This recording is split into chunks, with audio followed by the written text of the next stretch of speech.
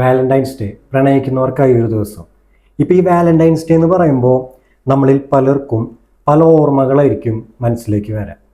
ഇപ്പോൾ ഈ കുറേ സിംബോളിക് ആയിട്ടുള്ള കാര്യങ്ങളുണ്ടല്ലോ. ഇപ്പോൾ ഈ സെയിൻറ്റ് വാലന്റൈൻ്റെ ആ ഒരു ഹിസ്റ്ററി ബേസ് ചെയ്തിട്ടാണല്ലോ ഈ വാലന്റൈൻസ് ഡേ വരുന്നത്. അപ്പോൾ പലർക്കും ഇപ്പോൾ ആ സ്റ്റോറിയൊക്കെ അറിയുന്നവർക്ക് ചിലപ്പോൾ സെയിൻറ്റ് വാലന്റൈൻ ആയിരിക്കും ഓർമ്മ വരാം. അല്ലെങ്കിൽ അതുപോലത്തെ കുറേ പ്രണയ പ്രതീകങ്ങളില്ലേ, അവരൊക്കെ ഓർമ്മ വരും. പക്ഷെ എനിക്ക് തോന്നുന്നു ഭൂരിഭാഗം പേർക്കും അവരുടെ പ്രണയങ്ങളായിരിക്കും വാലന്റൈൻസ് ഡേ എന്ന് പറയുമ്പോൾ അവരുടെ മനസ്സിലേക്ക് വരാം. ഇപ്പോൾ എൻ്റെ ഒരു കാര്യം എടുക്കുകയാണെങ്കിൽ വാലന്റൈൻസ് ഡേ ആകുമ്പോൾ ഞാൻ എൻ്റെ ജീവിതത്തിൽ പ്രണയിച്ചിട്ടുള്ള എല്ലാവരെയും എനിക്ക് ഓർമ്മ വരും. അതെങ്ങനെയാണെന്നറിയില്ല, ഒരു മാഗ്നറ്റിക് പവർ പോലെ ആ ഒരു പർട്ടിക്കുലർ ദിവസമാകുമ്പോൾ ഞാൻ എൻ്റെ ജീവിതത്തിൽ ആരൊക്കെ പ്രണയിച്ചിട്ടുണ്ടോ അവരൊക്കെ എൻ്റെ മനസ്സിലേക്ക് വരും. അപ്പോൾ ഈ വാലന്റൈൻസ് ഡേയുടെ ഓർമ്മകളെ കുറിച്ച് പറയുകയാണെങ്കിൽ, ഇപ്പോൾ പണ്ട് നമ്മൾ സ്കൂളിലൊക്കെ പഠിക്കുന്ന സമയത്ത് ഈ വാലന്റൈൻസ് ഡേക്ക് ഗിഫ്റ്റ് കൊടുക്കുന്ന പരിപാടി ഉണ്ടല്ലോ. അപ്പം അന്ന് സ്കൂളിൽ പഠിക്കുമ്പോൾ നമ്മുടെ കയ്യിൽ അതിനുള്ള പൈസ ഒന്നും ഉണ്ടാവില്ലേ, ഗിഫ്റ്റ് വാങ്ങി കൊടുക്കാനൊന്നും ഉണ്ടാവില്ല. അതും മറ്റൊരു സത്യം. അപ്പോൾ അന്ന് ഞാൻ എന്താ ചെയ്തിരുന്നതെന്ന് വെച്ച് കഴിഞ്ഞാൽ ഈ വാലന്റൈൻസ് ഡേക്ക് മുമ്പ് തന്നെ ഇങ്ങനെ പൈസ കൂട്ടി വെക്കും. അപ്പൊ നമുക്ക് വീട്ടിൽ പോയിട്ട് പാരന്റ്സിനോടും ചോദിക്കാൻ പറ്റില്ല, പെൺകുട്ടിക്ക് ഗിഫ്റ്റ് കൊടുക്കണം, കുറച്ച് പൈസ തരുമൊന്നും ചോദിക്കാൻ പറ്റില്ലല്ലോ. അതുകൊണ്ട് ഇങ്ങനെ 5ഉം 10ഉം കിട്ടുന്ന പൈസ ഒക്കെ നമ്മളിങ്ങനെ കൂട്ടി വെക്കും. എന്നിട്ട് ഈ വാലന്റൈൻസ് ഡേയുടെ തലേന്ന് ഗിഫ്റ്റ് ഷോപ്പിൽ പോയിട്ട് ഗിഫ്റ്റ് വാങ്ങിക്കുന്നൊരു പരിപാടി ഉണ്ട്. ശരിക്കും പറഞ്ഞാൽ ആ ഗിഫ്റ്റ് വാങ്ങിക്കാൻ അവിടെ പോകുമ്പോൾ നമുക്ക് കിട്ടുന്നൊരു ഫീലുണ്ട്. അത് പ്രത്യേക ഒരു ഫീലാണ്. കാരണം അവിടെ പോകുമ്പോൾ ഭയങ്കര യൂണിറ്റി ആയിരിക്കും എല്ലാവരും തമ്മിലും. കാരണം എല്ലാവരും വന്നിരിക്കുന്നത് ഒരു പർപ്പസിനാണ്. എന്താ, വാലന്റൈൻസ് ഡേക്ക് അവരുടെ ലവേഴ്സിന് ഗിഫ്റ്റ് കൊടുക്കാനാണ് വന്നിരിക്കുന്നത്. ഇപ്പോൾ ഈ ബിവറേജസിൽ ഭയങ്കര യൂണിറ്റിയാണ്. അവിടെ മതമില്ല, ജാതിയില്ല, വർഗ്ഗമില്ല, കൂലില്ല എന്നൊക്കെ പറയാറുണ്ട്. അതുപോലെ തന്നെയാണ് ഈ പ്രണയത്തിന്റെ കാര്യത്തിലോട്ട് വരുമ്പോഴും. ഇപ്പോൾ ഈ ഗിഫ്റ്റ് വാങ്ങി കൊടുക്കുന്ന ഷോപ്പിൽ അങ്ങനത്തെ ഒരു യൂണിറ്റി അവിടെ കാണാൻ പറ്റിയിട്ടുണ്ട്. ഇപ്പം എനിക്ക് ഉള്ളൊരു അനുഭവം എന്ന് പറഞ്ഞു കഴിഞ്ഞാൽ, ഒരു പ്രാവശ്യം ഞാൻ ഗിഫ്റ്റ് വാങ്ങിക്കാൻ വേണ്ടി ഞാൻ പോയതുപോലെ, അപ്പോൾ എന്തെങ്കിലും ഒരു ഡിഫറെൻ്റ് ആയിട്ടൊരു ഗിഫ്റ്റ് വാങ്ങിക്കണം എന്നാണെന്ന് വിചാരിച്ചിരുന്നത്. പക്ഷെ ഞങ്ങൾ നോക്കിയിട്ട് ഞങ്ങൾക്ക് ഒരു ഗിഫ്റ്റ് അങ്ങനെ കണ്ടെത്താൻ പറ്റിയില്ല. അപ്പോഴാണ് അവിടെ അടുത്തിരുന്നിരുന്നൊരു ലേഡി, ഞങ്ങളുടെ സീനിയറാണ്, ഞാൻ സെലക്ട് ചെയ്ത് തരാമെന്ന് പറഞ്ഞ് ഞങ്ങളുടെ അടുത്തേക്ക് വന്നു. എന്നിട്ട് എന്നോട് ചോദിച്ചു എന്താണ് ആ കുട്ടിയുടെ ഇഷ്ടം, എന്താണ് ആ ഇഷ്ടങ്ങളൊക്കെ ചോദിച്ചറിഞ്ഞു. എന്നിട്ട് അവരൊരു ഗിഫ്റ്റിങ് സെലക്ട് ചെയ്ത് തന്നു. ആ ഗിഫ്റ്റ് ഞാൻ കൊണ്ടുപോയി പിറ്റേ ദിവസം കൊടുത്തപ്പോൾ നല്ല രീതിയിൽ കോംപ്ലിമെന്റ് എനിക്ക് കിട്ടി. അപ്പോൾ അങ്ങനത്തെ ഒരു സഹകരണം, ഒരു യൂണിറ്റി ഈ വാലന്റൈൻസ് ഡേയുടെ ഗിഫ്റ്റിംഗ് ആയിട്ട് ബന്ധപ്പെട്ടിട്ടും ഉണ്ട് എന്നുള്ളതാണ്. അതുപോലെ തന്നെ ഈ വാലന്റൈൻസ് ഡേക്ക് ഈ ഡ്രസ് കോഡൊക്കെ ഇട്ടിട്ട് നീ കണ്ടിട്ടില്ലേ? ഇപ്പോ ഈ റെഡും ഡ്രസ്സൊക്കെ ഇട്ട് വരും. അപ്പൊ നമ്മള് അതിന് വേണ്ടിയിട്ട് ചിലപ്പോൾ ഡ്രസ്സ് വാങ്ങിക്കും.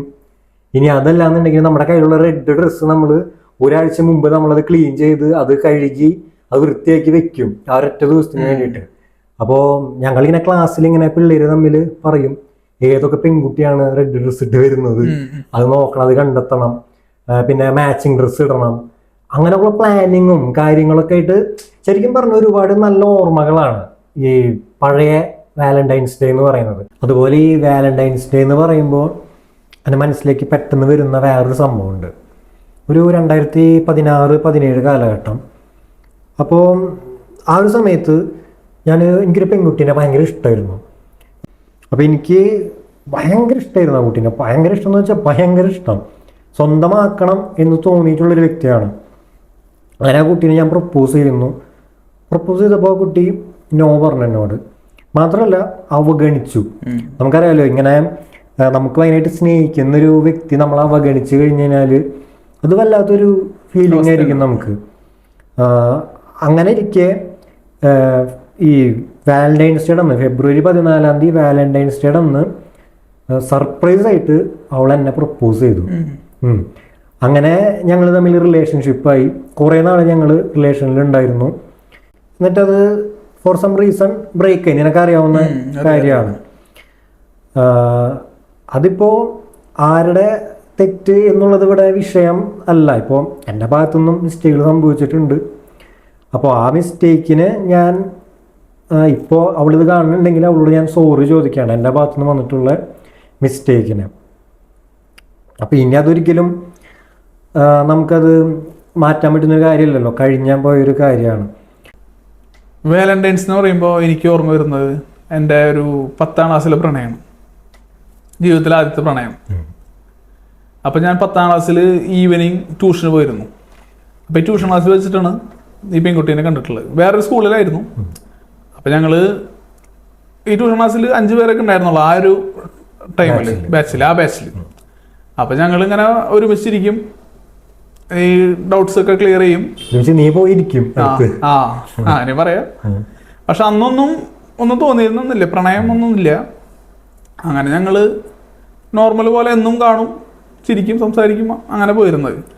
അങ്ങനെ ഒരു ഓണത്തിന്, നിങ്ങൾ കേട്ട ചിലപ്പോൾ വിശ്വസിക്കില്ല, ഞങ്ങൾ ഓണത്തിന് ഒരേ കളർ ഡ്രസ് കോഡ് ഇട്ട് വന്നു. നിങ്ങൾ പ്ലാൻ ചെയ്തിട്ടൊന്നുമില്ല? ഒന്നും പ്ലാൻ ചെയ്തിട്ടില്ല. പക്ഷെ സെയിം കളർ കോഡിലാണ് അന്ന് വന്നത്. അന്ന് തന്നെ ഞാൻ വിചാരിച്ചു ഇവളൊന്ന് പ്രപ്പോസ് ചെയ്താലോ.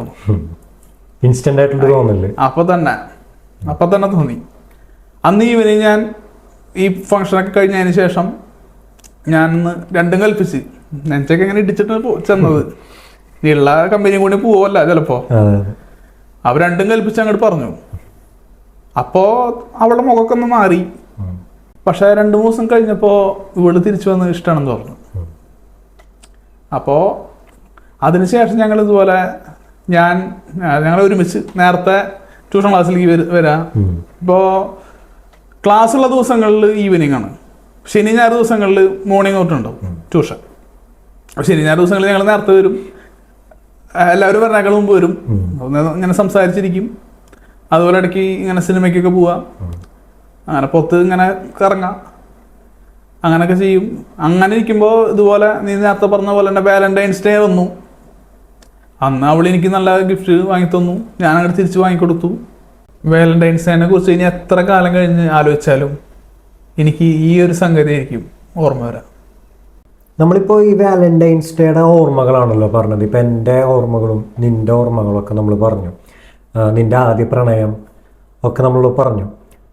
പക്ഷേ ഈ വാലന്റൈൻസ് ഡേനെ കുറിച്ച് പറയുമ്പോൾ വേറൊരു കാര്യം നമ്മൾ പറയാണ്ട് വിട്ടുപോകരുത്. ഈ പ്രണയത്തിൽ വന്നൊരു മാറ്റമുണ്ട്. ഇപ്പോൾ പണ്ടത്തെ കാലത്ത് പ്രണയത്തിനൊരു പ്യൂരിറ്റി ഉണ്ടായിരുന്നു. അത് നിനക്ക് ചിലപ്പോൾ എതിരഭിപ്രായം ഉണ്ടാകും, ചിലപ്പോൾ ഇത് കേൾക്കുന്നവർക്ക് ഉണ്ട്. കാരണം എനിക്ക് തോന്നിയിട്ടുള്ളൊരു കാര്യമാണത്. ഇപ്പോൾ പണ്ടത്തെ കാലത്ത് എന്ന് പറയുന്നത്, ഇപ്പോൾ എൻ്റെ വീട്ടിൽ ഒരു ലാൻഡ് ഫോണായിരുന്നു ആദ്യം ഉണ്ടായിരുന്നത്. എൻ്റെ വീട്ടിൽ അതും ഉണ്ടായിരുന്നില്ല. അപ്പോൾ ഞാൻ ആ ഫോണിൽ നിന്ന് വളരെ റിസ്ക് എടുത്തിട്ട് എൻ്റെ ലവറിനെ ഫോൺ ചെയ്യാറുണ്ട്. അപ്പോൾ ചിലപ്പോൾ 2 മിനിറ്റോ 3 മിനിറ്റൊക്കെ നമ്മൾ സംസാരിക്കുള്ളൂ. പക്ഷെ ആ സംസാരിക്കുന്ന അത്രയും നേരം വളരെ വിലപ്പെട്ടതായിരിക്കും നമുക്ക്. അത് ചിലപ്പോൾ നമുക്ക് 1 മണിക്കൂർ 2 മണിക്കൂർ സംസാരിച്ചാൽ പോലും നമുക്കത് കിട്ടിയെന്ന് വരില്ല, ഒരു ഫീലിംഗ്. അതുപോലെ തന്നെയാണ് ഈ കത്തുകൾ കൊടുക്കുന്നത്. നിനക്കറിയാലോ എൻ്റെ ഹാൻഡ് റൈറ്റിംഗ് വളരെ മോശമാണ്. എന്നാലും ഞാൻ എന്ത് ചെയ്തു, ഞാൻ കഷ്ടപ്പെട്ട് ഓരോന്ന് എഴുതി ഇവർക്ക് കൊണ്ട് കൊടുക്കും. പക്ഷെ എന്തോ ഭാഗ്യത്തിന്, എൻ്റെ ഭാഗ്യത്തിന് അവർക്കത് ഇഷ്ടമാവാറുണ്ട്. അതില് ഒരു പെൺകുട്ടി എന്നോട് പറഞ്ഞിട്ടുണ്ട്, നല്ലൊരു ഭാവനുണ്ട്, റൈറ്റർ ആവാനുള്ള ഒരു ടാലന്റ് ഉണ്ട്. അതായത് എന്നോട് ആദ്യമായിട്ടൊരാള് എഴുതാനുള്ള കഴിവുണ്ടെന്ന് പറയുന്നത് ആ ഒരു പെൺകുട്ടിയാണ്. അതെനിക്ക് ഇപ്പൊ ഞാൻ നോവലൊക്കെ എഴുതുന്ന സമയത്ത് എനിക്കത് ഓർമ്മ വരാറുണ്ട്, ആ പെൺകുട്ടി അന്ന് എന്നോട് പറഞ്ഞ ഒരു കാര്യം. പിന്നെ അതുപോലെ തന്നെയാണ് നമ്മൾ ഈ ഫോൺ, ആദ്യത്തെ ഫോൺ, ഈ സാധാരണ സെറ്റ് ഉണ്ടല്ലോ, ആ ഫോണിൽ മെസ്സേജ് അയക്കുന്ന ഒരു രീതി ഉണ്ടായിരുന്നു. നമുക്ക് ഇത്ര മെസ്സേജ് അയക്കാൻ പറ്റുള്ളൂ, അങ്ങനെയൊക്കെ ഉണ്ടായിരുന്നു. ഒരു മെസ്സേജിന് 3 രൂപയായിരുന്നു. അതെ. പിന്നെ നമ്മൾ മെസ്സേജ് ഓഫർ കയറ്റണം, അതും 100 മെസ്സേജോ 100 മെസ്സേജ് ഫ്രീ, അങ്ങനെയൊക്കെ ആയിരുന്നു. അപ്പൊ അങ്ങനെയൊക്കെ നമ്മൾ ഒരുപാട് റിസ്ക് എടുത്തിട്ടൊക്കെ നമ്മൾ പ്രണയിച്ചത്. പക്ഷെ ഇപ്പോഴത്തെ കാലത്ത് എന്ന് പറയുമ്പോൾ ഭയങ്കര ഈസിയാണ്. ടെക്നോളജിയുടെ വളർച്ചയാണത്. ഞാൻ ഇപ്പോഴത്തെ പിള്ളേരല്ല കുറ്റം പറയുന്നത്, ടെക്നോളജി വളർന്നു, കുറച്ചുകൂടി ഈസിയാണ് കാര്യങ്ങൾ. അതെ, അപ്പോൾ കുറച്ചുകൂടി ഈസിയായി. ഇപ്പോൾ കുറച്ചുകൂടി ഇൻസ്റ്റന്റ് ആയി കാര്യങ്ങൾ, പെട്ടെന്നായി എല്ലാതും. പണ്ട് നമ്മൾ ഒരുപാട് ടൈം എടുത്ത് ചെയ്തിരുന്ന കാര്യങ്ങൾ, അല്ലെങ്കിൽ വളരെ സ്ലോ ആയിട്ട് ചെയ്തിരുന്ന കാര്യങ്ങൾ ഇപ്പോൾ കുറച്ചുകൂടി ഫാസ്റ്റായി. അങ്ങനെ അപ്പോൾ ആ ഒരു മാറ്റം ഒരു വലിയ മാറ്റമാണത്. അപ്പോൾ പണ്ടത്തെ, അതാ ഞാൻ പറഞ്ഞത്, പണ്ടത്തെ ആ ഒരു രസം ഇപ്പൊ പ്രണയത്തിനില്ല. വാലന്റൈൻസ് ഡേ എന്ന് പറയുമ്പോൾ ഇപ്പൊ ഇല്ല. അത് ഇപ്പൊ ഒരു ഒറ്റ ക്ലിക്കിൽ ഒരു വീഡിയോ കോളാണ്. അതെ. അങ്ങനെ തമ്മിൽ കാണാൻ നിന്ന്. അത് അന്നാണെങ്കിൽ ഇതുപോലെ വീടിന്റെ പുറത്തേക്ക് ഇറങ്ങി ആൺപിള്ളേരായാലും പെൺകുട്ടികളായാലും വീടിന്റെ പുറത്തേക്ക് ഇറക്കൽ കുറവാണ്. നമ്മളൊക്കെ ഒരുപാട് റിസ്ക് എടുത്തിട്ട് ഇവരെ കാണാൻ പോയിട്ടുള്ള കഥകളൊക്കെ ഉണ്ടല്ലോ. എനിക്ക് അങ്ങനത്തെ ഒരുപാട് ഓർമ്മകളൊക്കെ ഉണ്ട്. അപ്പോഴുള്ളൊരു ഫീലൊക്കെ ഒരു വേറെയാണ്. അതെ, അത് ഇന്നത്തെ കാലത്ത് ഉണ്ടാവാൻ സാധ്യതയില്ല. ഇപ്പൊ കിട്ടൂല. കാരണം ഇപ്പോ ഫോണാണ്, 24 മണിക്കൂറും ഓൺലൈനിൽ ഉണ്ടാവും, അങ്ങോട്ടും ഒരു മെസ്സേജ് അയക്കുക. പിന്നെ അതുപോലെ വേറൊരു കാര്യം എന്ന് പറഞ്ഞു കഴിഞ്ഞാൽ, പണ്ട് നമ്മൾ കുറച്ചും കൂടി ആത്മാർത്ഥത കാണിച്ചിരുന്നു, ഒരു കമ്മിറ്റ്മെന്റ് ഉണ്ടായിരുന്നു നമുക്ക്. നമ്മളൊരു പ്രണയത്തിൽ നിൽക്കുന്ന സമയത്ത് അന്നും ചീറ്റിങ്ങും കാര്യങ്ങളൊക്കെ ഉണ്ട് കേട്ടോ, അതൊന്നും ഇല്ലെന്നല്ല, ഉണ്ട്. പക്ഷെ ഒരു കമ്മിറ്റ്മെന്റ് ആ വ്യക്തിയോട് ഉണ്ടാകും. കാരണം നമ്മൾ കഷ്ടപ്പെട്ട് പ്രണയിച്ച് വളച്ച് എടുത്തതാണല്ലോ. അതെ, അപ്പൊ അതുകൊണ്ടായിരിക്കാം മേ ബി. പക്ഷെ അത് എങ്ങനെ നടത്തിയെടുക്കണം എന്നുള്ളത് ഉണ്ടാവും. ഇപ്പൊ തന്നെ നമ്മുടെ ജനറേഷനിലുള്ള ഒരുപാട് പേര്, അല്ലെങ്കിൽ അതിന് മുന്നത്തെ ജനറേഷനിലുള്ള ഒരുപാട് പേരൊക്കെ പ്രണയിച്ച് കല്യാണം കഴിച്ചവരുണ്ട്. ഇഷ്ടംപോലെ പേരുണ്ട്. നമ്മുടെ അന്നത്തെ ജനറേഷനിൽ അത് വർക്കൗട്ട് ആക്കി എടുക്കാൻ ആൾക്കാർ ശ്രമിക്കാറുണ്ട്. പക്ഷെ ഇന്നത്തെ കാലത്ത് അങ്ങനെ ഇന്നത്തെ കാലത്ത് എന്ന് പറഞ്ഞാല് അതിനുള്ള ശ്രമമൊന്നുമില്ല. കാരണം എല്ലാം ഈസിയാണ്. മാത്രല്ല ഒന്നിൽ കൂടുതൽ ആൾക്കാരെ കീപ്പ് ചെയ്യുന്നുണ്ട് പലരും. ഇപ്പൊ ഒരാൾ പോയി കഴിഞ്ഞു കഴിഞ്ഞാല് വേറെ ആള്, അല്ലെങ്കിൽ അറ്റ് ദി സെയിം ടൈം രണ്ടുപേരെന്ന രീതിയിലോട്ടൊക്കെ മാറിയിട്ടുണ്ട്. ബെസ്റ്റി എന്ന് പറയുന്ന ഒരു പരിപാടി, ബെസ്റ്റി, അങ്ങനത്തെ ഒരുപാട് കാര്യങ്ങളുണ്ട് ഇപ്പോഴത്തെ ജനറേഷനിലുള്ളത്. നമ്മൾ ഈ പ്രണയത്തിൽ വന്ന മാറ്റം എന്ന് പറയുമ്പോൾ അതിലൊരു മെയിൻ കാര്യം എന്ന് പറയുന്നത് ടെക്നോളജിയിൽ വന്ന ചേഞ്ചാണ്. ഈ ടെക്നോളജിയിൽ ഇപ്പോൾ നേരത്തെ ഞാൻ പറഞ്ഞില്ലേ, നമ്മൾ പ്രണയിച്ചിരുന്നത് കത്തിലും മറ്റേ ലാൻഡ് ഫോണിലൂടെയൊക്കെ തുടങ്ങിയ പ്രണയമാണ്. അവിടെ നിന്ന് തുടങ്ങിയിട്ട് നമ്മൾ ഈ ടെക്നോളജിയുടെ ഒരു വലിയൊരു വിപ്ലവത്തിനാണ് പിന്നെ നമ്മൾ ഈ 90s കിഡ്സ് നമ്മൾ സാക്ഷിയാകുന്നത്. നമ്മളാണല്ലോ ഈ ജാവ ഫോൺ വരുന്നു, ക്യാമറ ഫോൺ, പല പല ഫോണുകളും ഉപയോഗിച്ചിട്ടുണ്ട് നമ്മൾ. അപ്പോൾ നമ്മൾ ഈ ടെക്നോളജിയിൽ വന്ന ഒരു വലിയ റെവല്യൂഷന്റെ ഭാഗമായ ഒരു ജനറേഷനാണ്. നമ്മളിതെല്ലാം കണ്ടുകൊണ്ടാണ് വളർന്നത്. അതെ, അപ്പൊ അതുകൊണ്ട് തന്നെ നമുക്ക് നമ്മുടെ പോലല്ല ഇപ്പോഴത്തെ ജനറേഷൻ എന്ന് പറയുന്നത്. ഇപ്പോഴത്തെ ജനറേഷനിൽ ഒരു കുട്ടി ജനിച്ച് വീഴുമ്പോൾ തന്നെ അതൊരു 5-6 വയസ്സാകുമ്പോൾ തന്നെ ആ കുട്ടിക്ക് ഫോൺ കിട്ടാണ്, മൊബൈൽ കിട്ടാണ്, വളരെ സിമ്പിൾ ആയിട്ട് ഉപയോഗിക്കും. അതെ, അപ്പൊ ആ കുട്ടി അതിൽ നോക്കുന്നത് എന്താണെന്നൊന്നും പാരന്റ്സ് അന്വേഷിക്കാറില്ല. കാരണം എന്താ, പാരന്റ്സിന് അവരുടേതായിട്ടുള്ള തിരക്കും പ്രാരാബ്ദങ്ങളും കാര്യങ്ങളൊക്കെ ഉണ്ട്. അപ്പൊ ഈ കുട്ടി അതിൽ എന്ത് ചെയ്യുന്നു എന്നുള്ളതൊന്നും നോക്കൂല. കുട്ടി ഈ സോഷ്യൽ മീഡിയയിലുള്ള കാര്യങ്ങളൊക്കെ ആയിട്ട് ഇൻഫ്ലുവൻസ്ഡ് ആയിട്ട്, പ്രത്യേകിച്ച് ഈ ഇൻസ്റ്റാഗ്രാമിലൊക്കെ, നമ്മളിപ്പോൾ ആ ഒരു വിഷയം എടുക്കണ്ടെന്ന് വിചാരിച്ചിട്ടാണ് ഇൻസ്റ്റാഗ്രാമൊക്കെ പ്രൊമോട്ട് ചെയ്യുന്നത്, അല്ലെങ്കിൽ ഈ കുട്ടികളെ ഇൻഫ്ലുവൻസ് ചെയ്യിപ്പിക്കുന്നത് വളരെ മോശപ്പെട്ട രീതിയിലാണ്. കാരണം അവർക്കൊരു ബാഡ് ഇൻഫ്ലുവൻസ് ആണ് യഥാർത്ഥത്തിൽ കൊടുക്കുന്നത്. മൊത്തം സോഷ്യൽ മീഡിയ അങ്ങനെ തന്നെയാണ്. അതെ, അത് ഒരു മോശമായിട്ടുള്ളൊരു ജനറേഷൻ ഉണ്ടാക്കിയെടുക്കാൻ വേണ്ടിയിട്ട് പർപ്പസ്ഫുള്ളി ചെയ്യുന്ന പോലെയാണ് നമുക്ക് ഫീൽ ചെയ്യുക പല കാര്യങ്ങളും. അപ്പോൾ ഈ കുട്ടികൾ ഇതൊക്കെ കണ്ട് ഇതിൽ ഇൻഫ്ലുവൻസ്ഡ് ആയി, അല്ലെങ്കിൽ അവരത് വിശ്വസിക്കും. ടീനേജിൽ കേൾക്കുന്ന കാര്യങ്ങൾ കരുതും. പിന്നെ അതുപോലെ ഇൻസ്റ്റാഗ്രാമിലൊക്കെ ഇവർ കാണുന്ന ഓരോ റീൽസും കാര്യങ്ങളൊക്കെ കണ്ടിട്ട് ഇവരുടെ മൈൻഡ് ഭയങ്കരമായിട്ട് മാറും. അപ്പൊ നമ്മളിതൊന്നും കണ്ടിട്ടില്ല. അപ്പൊ നമ്മുടെ കാലത്ത് ഇതൊക്കെ ഉണ്ടായിരുന്നെങ്കിൽ നമ്മൾ ഇതുപോലെയൊക്കെ തന്നെയാണ്, ഉറപ്പാണ്. നമ്മുടെ കാലത്ത് ഇതൊന്നും ഉണ്ടായിരുന്നില്ല, അതുകൊണ്ട് നമ്മൾ അതിനായില്ല. നമ്മൾ വേറൊരു രീതിയിൽ നമ്മുടെ ജീവിതം പോയി. പക്ഷെ ഇപ്പോഴത്തെ ജനറേഷനിൽ ഇതൊക്കെ വളരെ ഈസിലി അവൈലബിൾ ആണ്. അപ്പോൾ വന്നിട്ടുള്ള മാറ്റമാണ്. അതുപോലെ ഈ ഡേറ്റിംഗ് ആപ്പിന്റെ ഒക്കെ ഒരു ഭയങ്കരമായിട്ടുള്ള വർധനവ് ഉണ്ടായിട്ടുണ്ട്. ഒരുപാട് ഡേറ്റിംഗ് ആപ്പ് ഡേറ്റിംഗ് ആപ്പാണ്. ഇപ്പോൾ ഓരോരുത്തർ ഫോൺ എടുത്തിട്ട് നമ്മൾ നോക്കിക്കഴിഞ്ഞാൽ നമുക്ക് കാണാം അതിൽ ഒരു ഡേറ്റിംഗ് ആപ്പ് ഉണ്ടാകും. അപ്പോൾ ഈ പിള്ളേരൊക്കെ ഉപയോഗിച്ച് തുടങ്ങി, അവർ കൂടുതൽ ഈ ഡേറ്റിങ്ങിലോട്ടൊക്കെ കടന്നു തുടങ്ങി. അതിനെ നേരത്തെ പറഞ്ഞത്, ഇപ്പോൾ പല പിള്ളേർക്കും ഇപ്പോൾ 1, 2, 3 കാമുകിമാരും അങ്ങനെയൊക്കെയാണ്. തിരിച്ചും ഇപ്പോൾ പെൺകുട്ടികളും ഇപ്പോൾ പെൺകുട്ടികളും ഇപ്പൊ പറയണത് എന്താ, ഞാൻ നാളൊരു വീഡിയോ കണ്ടു ഇൻസ്റ്റാഗ്രാമിൽ.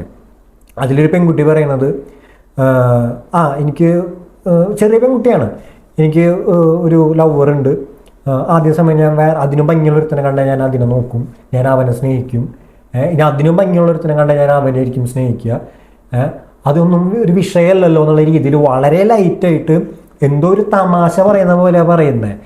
അത് നമുക്ക് കേൾക്കുമ്പോൾ ഉണ്ടാകുന്ന ഒരു ഫീലിംഗ് ഉണ്ട്.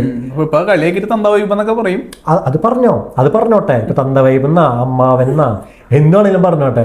പക്ഷെ ഇത്തരം കാര്യങ്ങൾ ഒട്ടും, ഇത് ശരിക്കും പറഞ്ഞാൽ പ്രണയത്തെ വില കുറച്ച് കാണുന്നത് ഭയങ്കര ഇൻസൾട്ട് ചെയ്യുന്നതിന് തുല്യമായിട്ടാണ് എനിക്ക് തോന്നിയിട്ടുള്ളത്. പല ആളുകളും പ്രണയത്തിന് വേണ്ടി ഒരുപാട് റിസ്കുകൾ എടുക്കുന്നുണ്ട്. അങ്ങനെ ഒരു ഇൻസിഡന്റ് ഉണ്ട്. എൻ്റെ ഒരു ഫ്രണ്ട് ഉണ്ട്, നിനക്കും അറിയാം ആളെ. അപ്പോൾ ഇവൻ നമ്മുടെ വീട് കൂടെ തുപ്രയാറാണ്.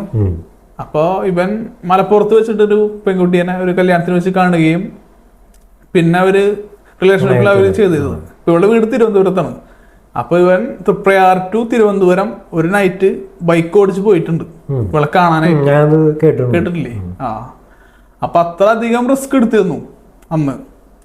ഇന്ന് എനിക്ക് തോന്നണില്ല, എല്ലാം കുറച്ച് ഈസി. ഇങ്ങനൊന്നും എനിക്ക് തോന്നണില്ല ഇന്നത്തെ കാലത്ത്. ചിലപ്പോ എതിരഭിപ്രായങ്ങൾ ഉണ്ടാവാം, ചെയ്യുന്നവരുണ്ടാവും. ജനറലൈസ് ചെയ്യുന്നതല്ല, എല്ലാവരും അങ്ങനെ പറയുന്നതല്ല. ഇതൊരിക്കലും നമ്മൾ ജനറലൈസ് ചെയ്യുന്നതല്ല. പക്ഷെ ഒരു മെജോറിറ്റി ആൾക്കാർ പ്രണയത്തിന്റെ ഒരു പ്യൂരിറ്റി ഇല്ല.